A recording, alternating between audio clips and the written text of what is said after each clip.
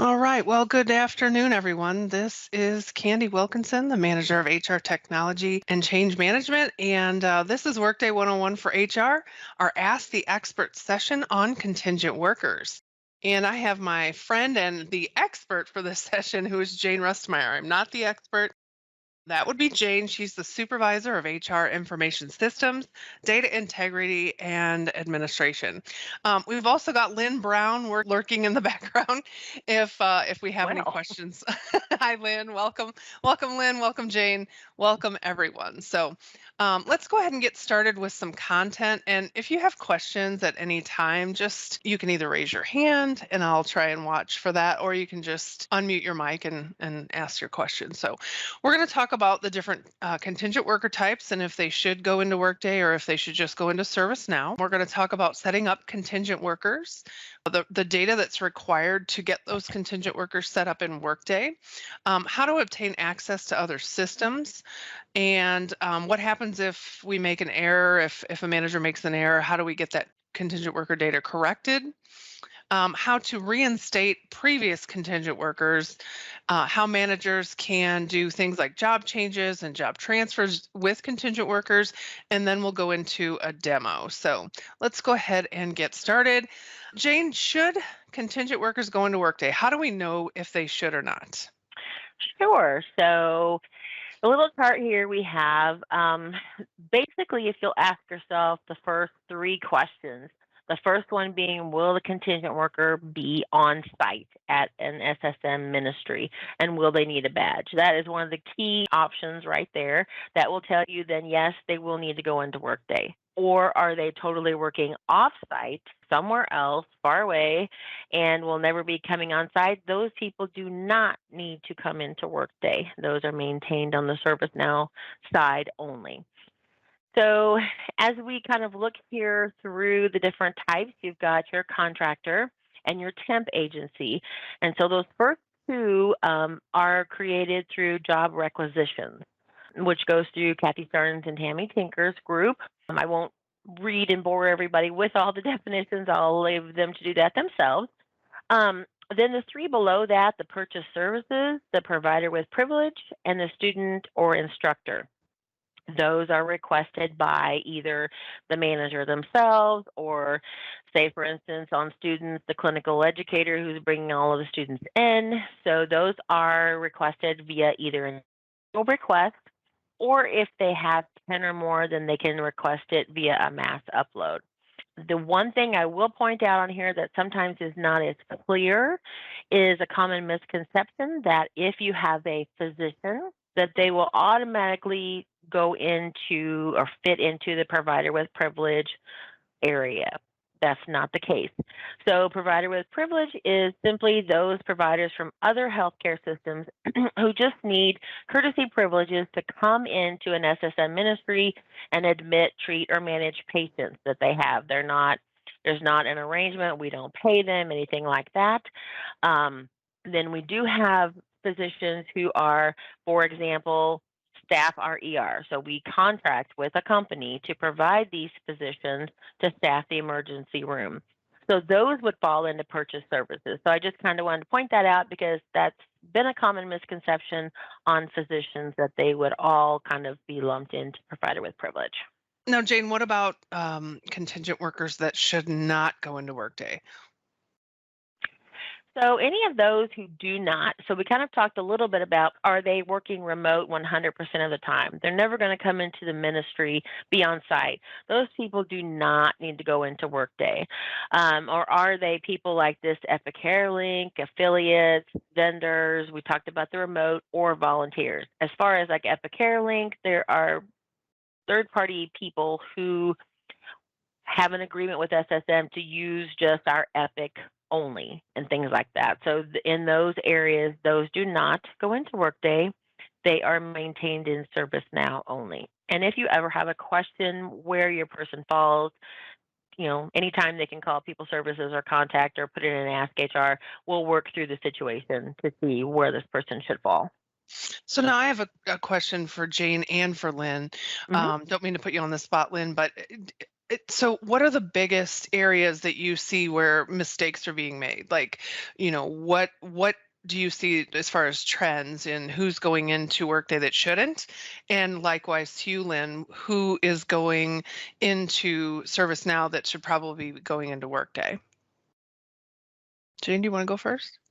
That one is kind of difficult to answer. I think that one thing we have seen, which we did want to bring up on the call, and this I think be a perfect time to do that, is if you're unsure, please do not submit a request for both, because then we run into duplicate user IDs and the person has all kinds of issues. So please do not submit a request to have them added into Workday and to only be maintained in ServiceNow. I think some of the areas that probably are the hardest, maybe some of the affiliate area, just because they're on site, but yet they have a different role. Some of them have maybe dual roles. So I think that is probably the grayest area that I hear about. I don't know.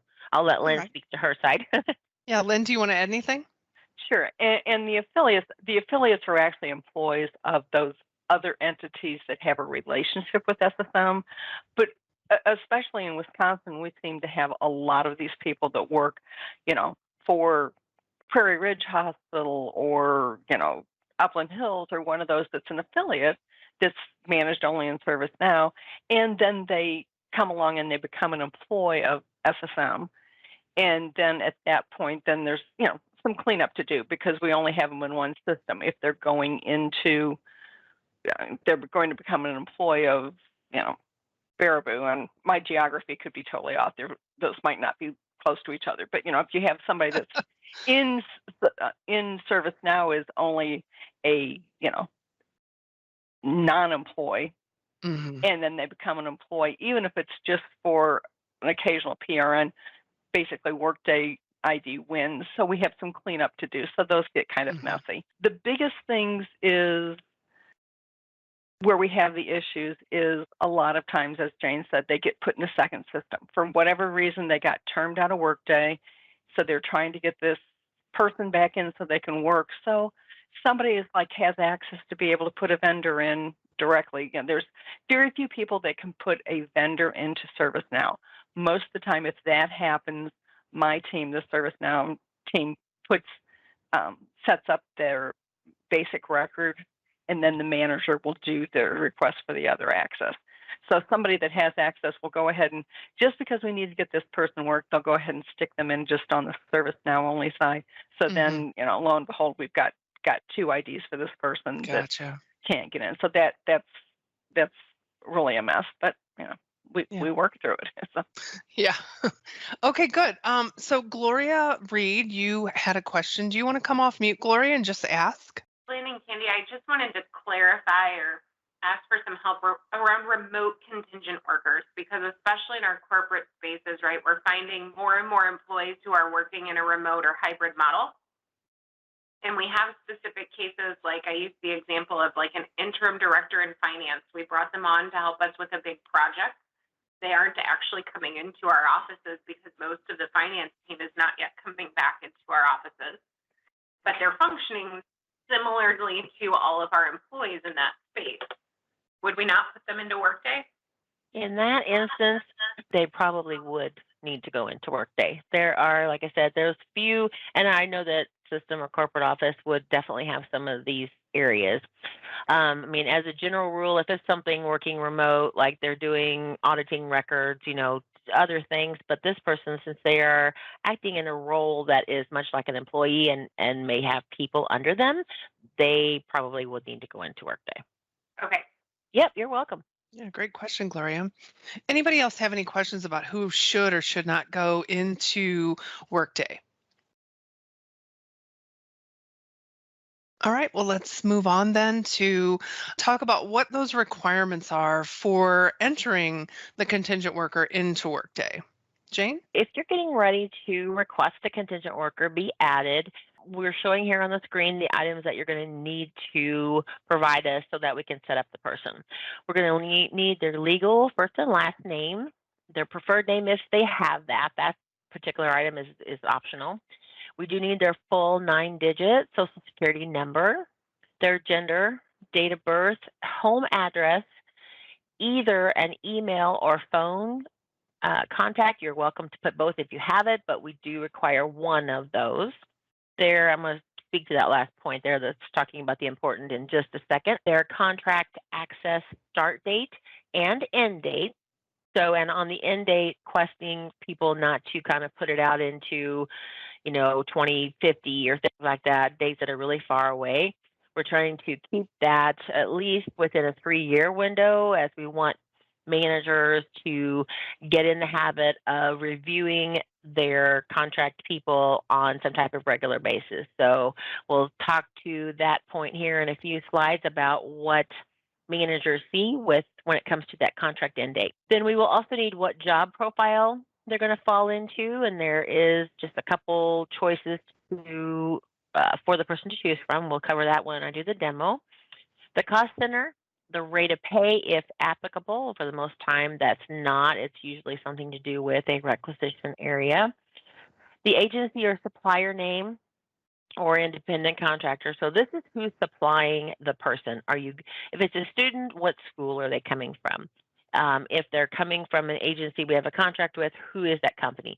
If they are not affiliated with anyone, any agency or anything like that, you are welcome to just list it as independent contractor. And we will list that on their record as well. And then we also need the time type, which would be full-time, part-time, that type of thing. Most of you are probably aware that as of 5.3, these changes were updated to include some of these fields, such as date of birth, gender, preferred name, and home address. And something important to do is to search Workday first to see if this person is a current or a former employee or contingent worker. And if so, please put that ID number in your request. We're asking that because obviously we don't want to, we're going to have errors or duplicate, user IDs. We can run into all kinds of issues there. If you'll look to see, they might be someone who's going to be a student doing rotation, but they're a regular employee. Makes a difference on how we set them up as well. So we're asking that the requester please do that, look at that up front as well. But my team also kind of does a second check.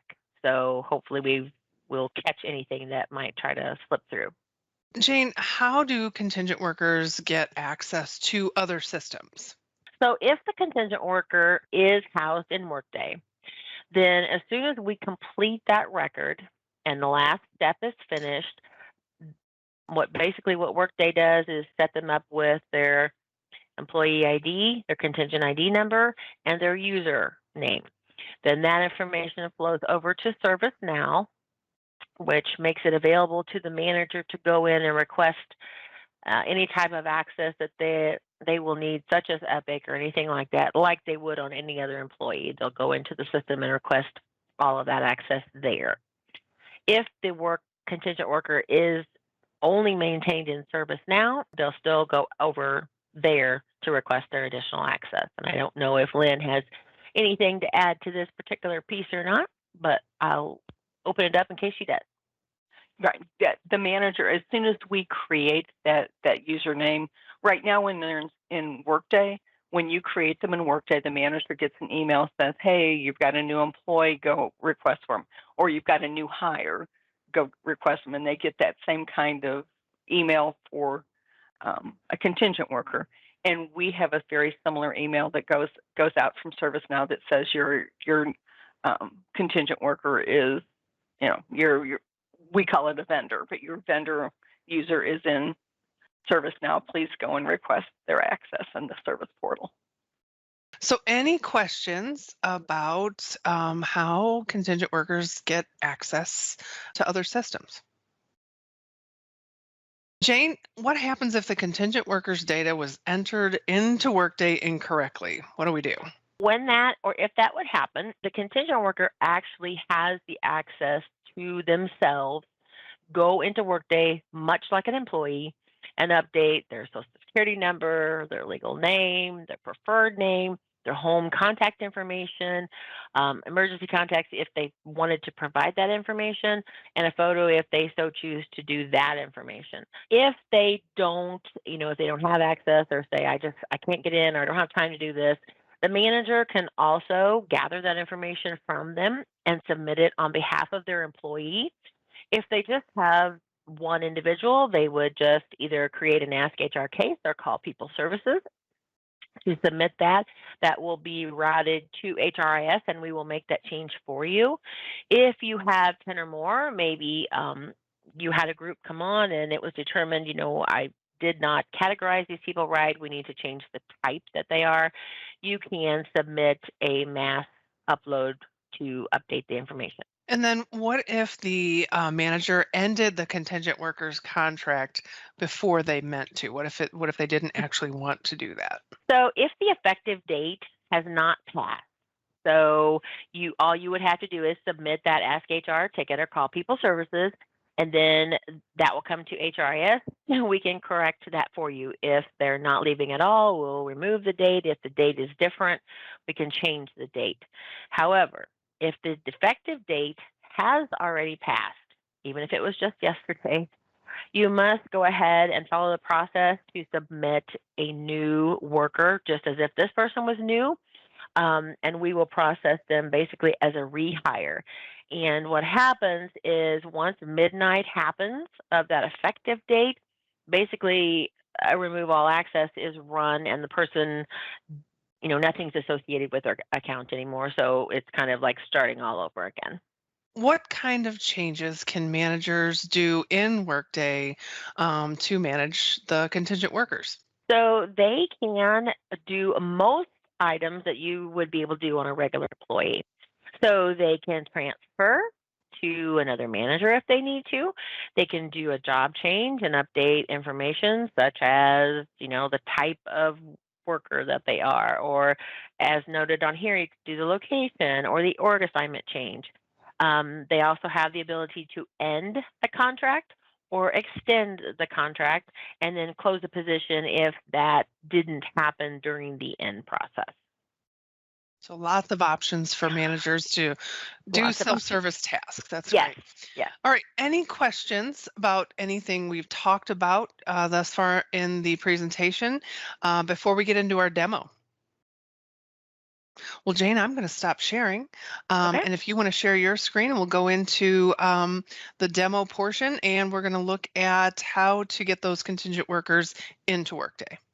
Okay, so I am in what we call Sandbox, which is our play area for Workday, our test area, if you will. And I am operating on behalf of Lynn Letourneau, and I did talk to Lynn, get her permission ahead of time.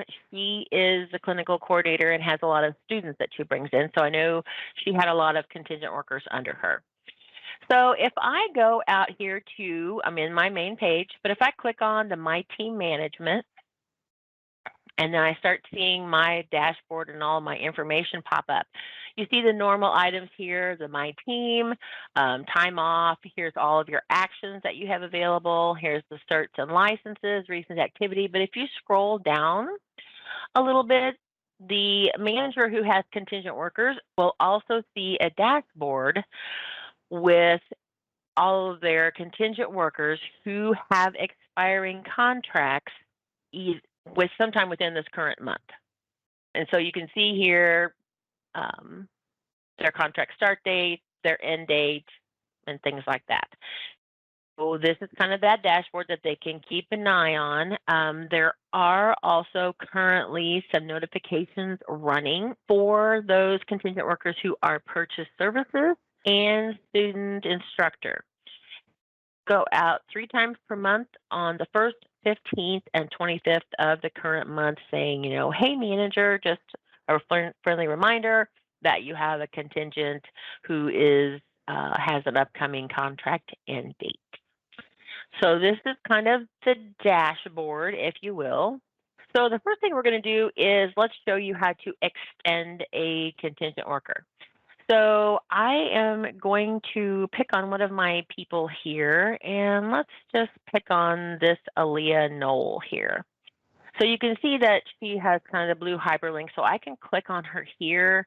I could click on her up here, or I have to actions if I wanted to go in that method. So there's, as in Workday, there's a lot of times many ways to get to something.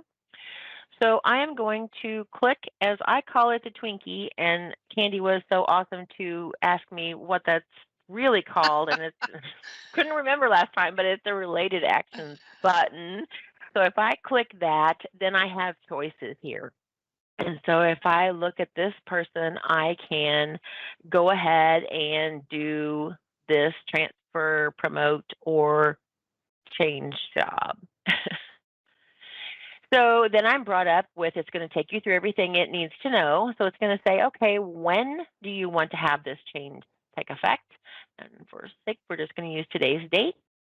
And why are you making this change? And if I have choices here, but if I click and hover over change the worker condition or the contingent worker details, here is my end date. So I want to change that end date. I'm not going to change anything about, it's still going to report to me, still the same area. So we'll click start, so that finishes that page. I don't need to change anything on her job profile. She's going to stay in that role. I don't need to change the location point or the weekly hours. So we're just going to click next. This is where I'm going to change that contract end date. So I'm going to click, and I'm going to go ahead and say that this person is actually staying until the end of June. So one important note here on contract end date is just, to make sure that you're always looking at this, because I'll show you when we get ready to end someone, it auto-populates in some areas, and so that's been a source of confusion for some people. We'll click our check mark. We're done here, and we hit next. We don't have any to attach. Then we come up with the overall review page, which is here. We're good. You make comments if you have comments here. And we're going to go ahead and submit. And then we have actually gone ahead and fixed Abigail's end date. Now, Jane, is that something that our HR team members can do on behalf of a manager, or does the manager have to do this for themselves? This would be something that the manager would do for themselves. Okay, thanks. You're welcome. Let's go ahead and end someone, and I'm going to go through up here. We'll go through a different route this time, and I'm going to end contingent worker contract. So we're going to do that, and then I can pick someone off of my team, or if you can go ahead and type their name in, if you have that, we're going to go ahead and choose Abigail. And then it's very short and sweet here what you have to complete, but this is the piece that confuses a lot of people here. The contract end date is going to auto-populate with that date that was already on the record, that proposed date.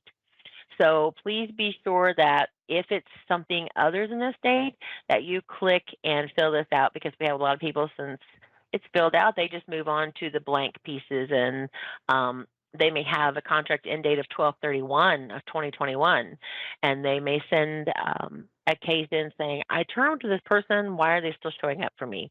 That's because it's not going to take effect until 12/31 of 2021. So just be sure that that is being updated when they are processing this. And we're going to just say that the contract ended, and then we do always close the position. And then there's always comments here if anyone needs to make anything, and you submit. And literally that is all there is to ending a contingent worker contract. Seems easy enough. That one is super easy. Like I said, it's just the one little stumbling block there with that date autofilling. Right. And just to take it where it goes next, that date information comes over to the ServiceNow. It's populated in ServiceNow as the expiration date. And when we get to midnight of that date, that remove all access is processed. So then their access is, the tasks are sent out to end the access for anything they had. Yep. Thank Good you to very much, know. Lynn. Thanks, Lynn. Go ahead and move on to how do we get these people in? How do we request that they be added into Workday? So I'm going to go back to my main page. And I am going to scroll down and look over in my applets over here, and I need to complete a request. So I'm going to create a request, and if I don't know what it's called, I'm just going to look at all of them. And here is my contract contingent worker. This is my individual request. I have one person that I need to add in. So we're going to do that. And then the comes up along with some help text at the top with those different types and a little bit of definition just to help people that maybe didn't see it elsewhere. So we have the request box, and that's mostly used just for the requester. For instance, when speaking with Lynn, she has a lot of students that she submits. She will put here maybe their student name, the school name, and the date she's putting it in, just so that when she looks back into all of her requests, it's easy for her to pick out someone that she needs to check to see where it's at. So then if we scroll down, we're going to go through, this is what all is required, and I won't actually fill it out just to save time, but we'll review the field. So here's that legal first name. Here is the preferred first name, if they have that. Like we all know, many people who go by their middle name or their legal name may be Robert, but they go by Bob, those type of situations. Here's their middle name or initial. We prefer to have this, but this particular field is not a required field. The legal last name. Here is their date of birth, the gender, and the options they have there are female, male, and not declared. So if you do have someone who prefers not to answer this question, they by all means can put the not declared. Then here is the full Social Security number. And with all of our updates we made to this form, it previously was deleting zeros. So that has been corrected. And so that no longer happens. So yay, that was causing some issues for us. Here's their full home address, their contingent worker information. So you're going to pick one. You're either going to give us the phone or the email. And then once you click whichever one you're going to do, that's for you.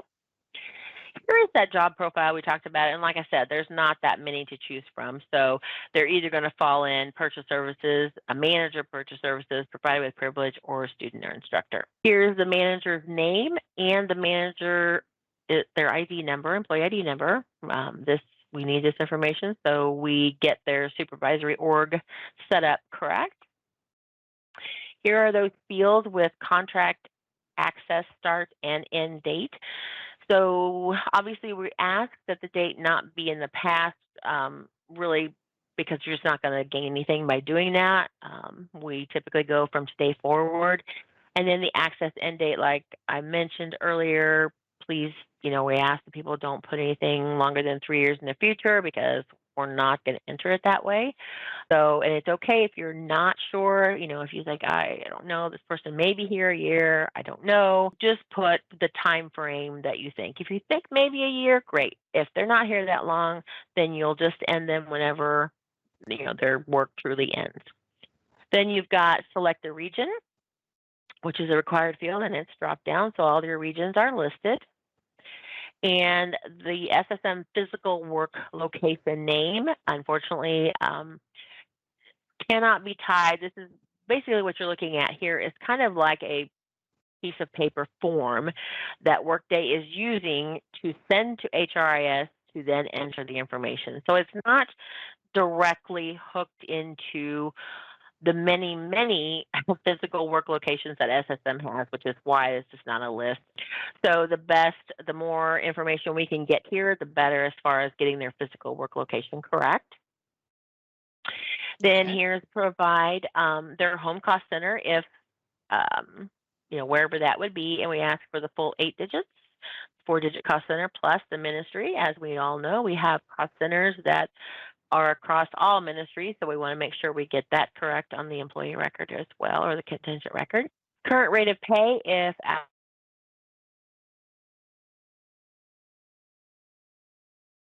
just put independent contractor if they're truly not affiliated with anywhere else.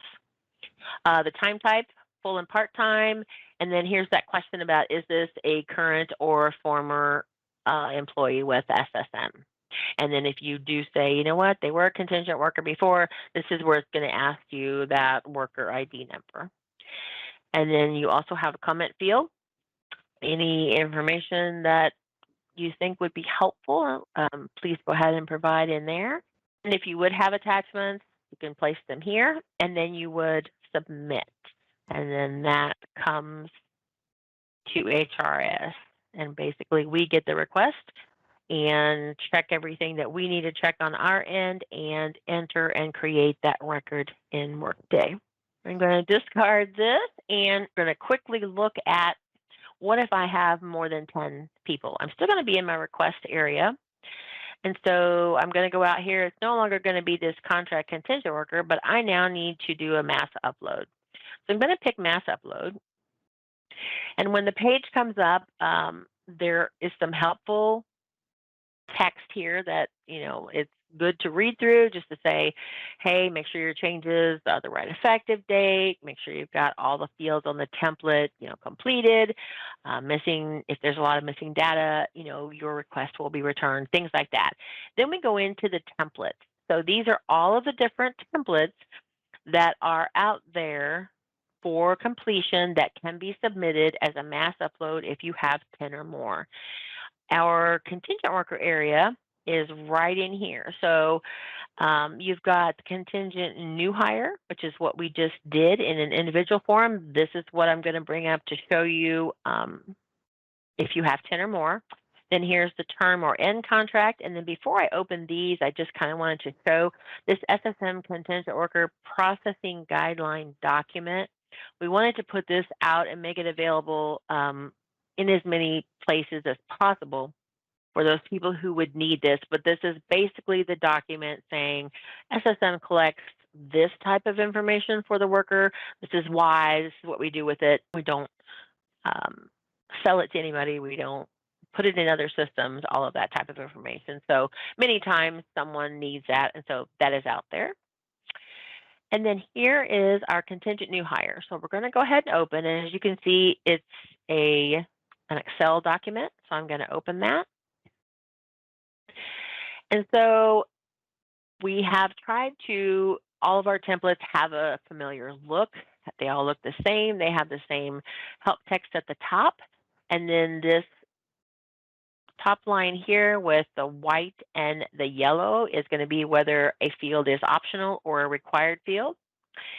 The light peach color is going to tell you a little bit about what does that mean. So like the first name, we're talking about the legal first name, or we're talking about what are your choices, or the way that the data should be formatted, those types of things. And then obviously you have your field names here. So you would save this, save as, save it to wherever drive that you keep your work on. You will complete all of the information that's necessary before you would submit. And I will say that we tried to build in as much as we could into these templates when the choices are limited or should be limited.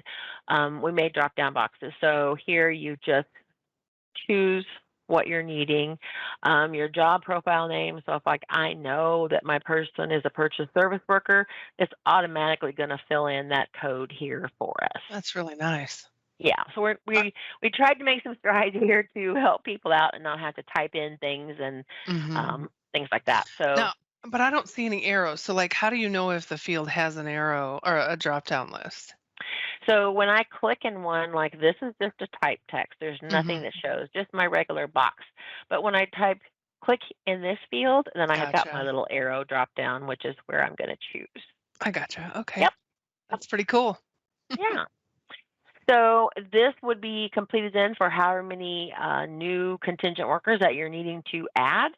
And then you're, like I said, saving that, and then you're going to submit it to that mass upload request. Okay. So that is the new hire template. Here is my term contingent worker, which is even shorter. Obviously, it's a shorter process. So I just need their employee ID, the term date, the last day worked, and then the primary reason, which is another drop down you can see here because we only have a certain amount of choices. So it's just something that you can click on. And then this would be the same. You would save and submit. Let me go back out of this. So that is the mass upload area. The only other thing I had here was kind of to review the Workday help area. So next, and on my screen anyway, right now, the Workday help's right here next to request. So if I click this and managers are trying to find something, if they go into their manager resources, obviously, and then their Workday manager guide, tons and tons of helpful, useful information here. But if I'm not sure what I need, I'm just going to do a Control F to find. And I want to know, okay, contingent worker, what all is out there for that? And as you can see, I've got 66 different references. Yikes. So so I can kind of scroll down to see, well, where is this coming up? So, look, this tells me, this is how I monitor my end dates. This is how I extend. So it's going to tell you, and then once you find what it is you're looking for, if you just click on that, here are the instructions like we went through earlier of how to extend someone's contract date. Easy peasy. Pretty easy. Awesome. Jane, Lynn, what else would you like to share with our HR team members today? Or I personally can't think of anything else. Off the top of my head, we tried to just get the big areas and talk about all of them. Like I said, obviously, any time that there would be questions, they could click here to do an Ask HR or call or set number for people services. And if they, I'm always welcome any emails or phone calls as well. If you have questions, please contact me. All right, super. This is Kim. I'll ask a question for us if you don't mind. Thanks, Kim. When the contracts end, when it becomes a surprise for everyone, and the individual has lost their access, in the middle of a case or Pixis or what have you, a number of people are alarmed, and we begin trying to help through those situations. So from what I'm hearing, it's just best to start from ground zero and go ahead and get that request entered again. And can you add, are there any other best next steps? Like, would we just enter the service ticket to have their Pixis access and things like that restored, or you'll need to do that request on the service portal again, because if the access is ended, then that remove all access has gone through and turned it off. So there needs to be a request back in service now on the portal where you were originally requested for them to have Pixis. That request needs to get put back in so it gets up back over to the team to provision it. Prior to, I think number one, I think the managers still aren't used to this access ending. They're not being mindful of the end dates there on the contracts to get those renewed. But one thing I did notice that you said, and I don't know how they're doing it. I don't know if they realize that date can be set forward that far or not. So you said a period of 3 years, is that right? Right. So I know a lot of times contracts, may be like a year. We see a lot of them come through that, they'll set it up for a year. Physicians, many times 2 years, just because they'll go through credentialing at least every 2 years. So we didn't want to put any further out than 3, but if you're thinking, this person, the project that they're working on is a fairly long term, then by all means, you can use that 3-year window. That's fine.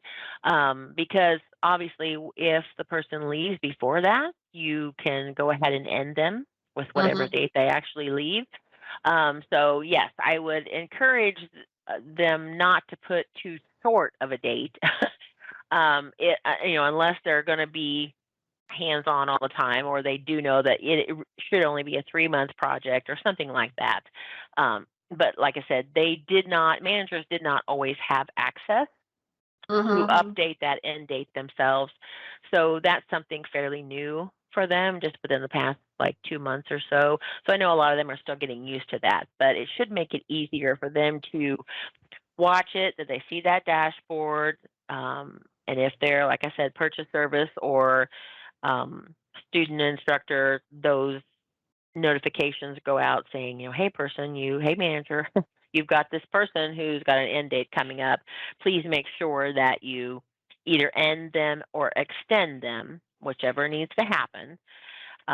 So that's, like I said, there's a lot of work that's gone on in that area, and I'm sure there may be some further tweaks if we see situations arise. Please let us know so that we can make any other changes or updates to the process to help, managers and you guys in HR if it doesn't make sense.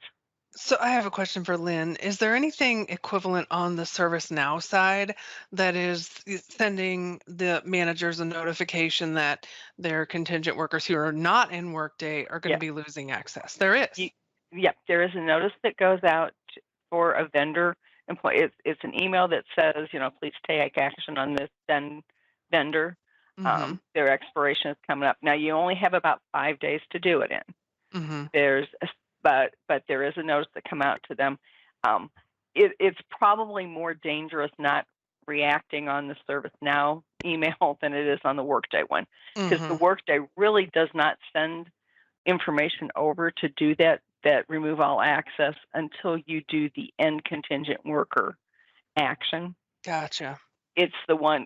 But if you ignore the request that comes out of ServiceNow, because whereas Workday's generous and lets you put in, somewhere in the future up to 3 years.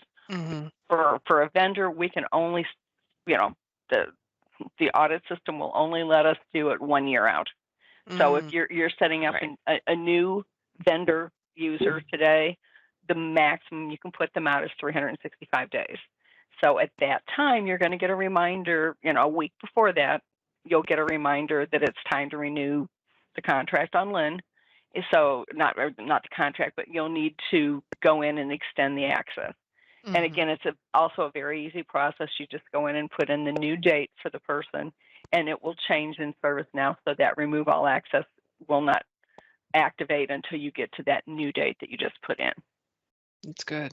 Good to know. Maybe we should collaborate and, get some of this documented so that, I think we'd love to have more information to share with our managers, and, we can do it through our news views and FAQs and our documentation and what have you. So it's good stuff. Thank you. All right. Any other questions or wisdom that we would like to share before we end our call today? All right, hearing none. Thank you, everyone. We hope you have a great rest of your day, and we'll talk to you at the next Lunch and Learn. Take care. Thanks, everybody.